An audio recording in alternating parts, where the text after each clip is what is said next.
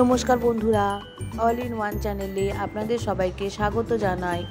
আশা করি সবাই ভালো আছেন, সুস্থ আছেন, আমরাও ভালো আছি। আমি আজকে ইলিশ ভাপা রেসিপি নিয়ে হাজির হয়েছি। তার জন্য কিছু বাটা মশলা লাগবে। বাটা মশলা করতে আমি সাদা সর্ষে, কালো সর্ষে নিয়েছি 2 চা চামচের মতো, সাদা তিল নিয়েছি 1 চা চামচ, পোস্ত নিয়েছি 2 চা চামচ, আর কিছুটা কাঁচা লঙ্কা নিয়ে একসঙ্গে ভালো করে একটা মিহি পেস্ট বানিয়ে নিয়েছি। ইলিশ মাছ নিয়েছি একটা, আমি মোটামুটি 6 পিসের মতো হয়েছে, সেই মাছটা আমি নিয়েছি। মাছটার লেজা মাথা আপনারা চাইলে নাও দিতে পারেন, তবে আমি দিয়ে দিয়েছি। এবারে পেস্টটা একটা কড়াইয়ের মধ্যে দিয়ে দেব।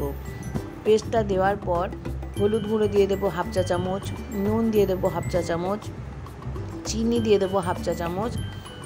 নুন ও চিনিটা আপনারা আপনাদের টেস্ট অনুযায়ী কম বা বেশি করে নিতে পারেন। এবার গুঁড়ো দুধ দেব এক টেবিল চামচের মতো বা 1 চা চামচের মতো, আর সর্ষের তেল দিয়ে দেবো 2 টেবিল চামচ। গুঁড়ো দুধের পরিবর্তে আপনারা চাইলে লিকুইড দুধ বা নারকেলের দুধও দিতে পারেন, তবে নারকেলের দুধ দিলেই বেশি ভালো হয়। আমার কাছে নারকেল ছিল না, তাই আমি গুঁড়ো দুধ দিয়েছি। এটাও টেস্টের কোনো ফারাক হবে না। খুব ভালোভাবে পেস্টটা বানিয়ে নেওয়ার পর জল দিয়ে আরও পেস্টটাকে পাতলা করতে হবে, কারণ এই রান্নাটা আমি গ্যাসের মধ্যে করব। আপনারা চাইলে স্টিমেও করতে পারেন, তলায় হাঁড়িতে জল দিয়ে তার উপরে বসিয়ে ভাপেও করতে পারেন।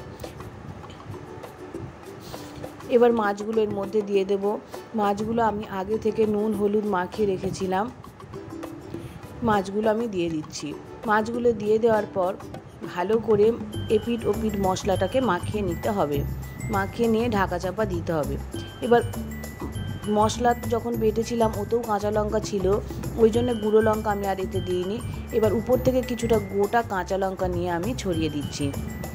এই লঙ্কাগুলোর মুখ একেবারেই চিরিনি, একদম গোটা কাঁচা লঙ্কা, আপনারা চাইলে চিড়েও দিতে পারেন। এবারে কিছুটা কাঁচা সর্ষের তেল নিয়ে ছড়িয়ে দিয়ে ঢাকা দিয়ে রাখবো। গ্যাসের ফ্লেমটা একেবারে জোর কমিয়ে রাখবেন, কমিয়ে ঢাকা দিয়ে 7 মিনিটের মতো কুক করতে হবে।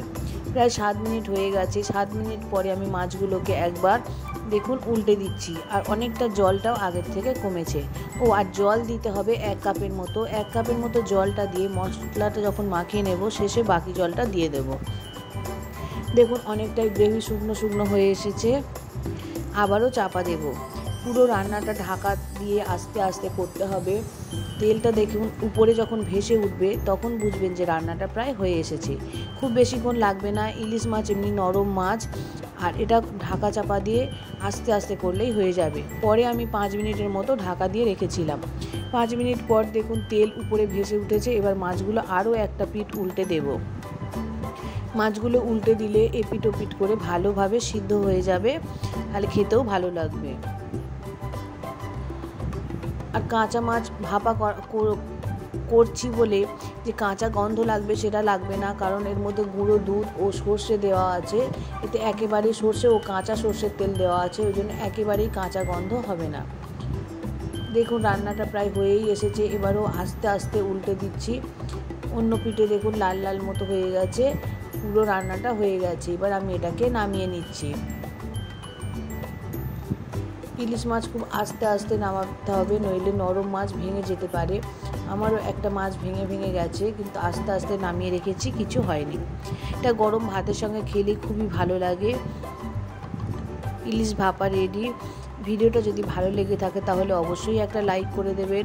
সবাই ভালো থাকবেন, সুস্থ থাকবেন। দেখা হবে পরের একটা ভিডিওতে। ইলিশ ভাপা দেখুন বর্ষার মৌসুমে একেবারে অনবদ্য একটা রেসিপি।